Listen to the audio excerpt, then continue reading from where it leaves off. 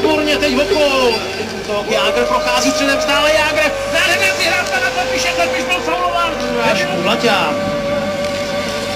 A je to gól! Jakub Klepiš proměňuje přesilovku, je vyrovnáno 1-1. Nádherně trefená rána Jakuba Klepiše. Ještě na Korpikovského šanci, Korpikovský nahrál a Voráček se vrátil a opatřil Větinina. Stejně jako v Praze a stejně jako ve Vídni. Ve finále rozhodovat až dovednostní soutěž samostatné nájezdy. Sázím hodně po pravácích, jo. A tam byl Kašpě a jsem říkal, jo, i v tom oslabení dával gól, že ujel a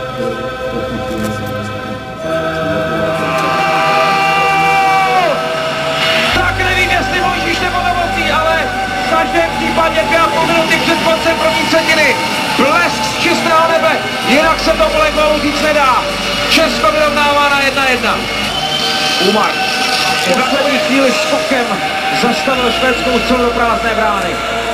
Teď Švédové ve třech proti jednomu je 4.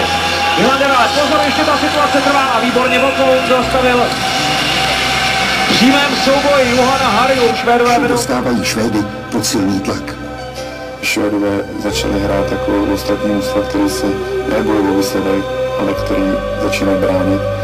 A úplně volí Jágr! Jágr šanci, nedal! Jágr rovnou z trestné lavice ujel Švédům. Tomáš Vokoun zůstává na střídačce a trenéři už musí nutně vystřídat. Ale Švédové vystřídat nemohou. Každý zápas jsme šli jako do playoff, protože jsme ty hráči upozorňovali, že to tak musíme hrát, protože je to pro nás zápas.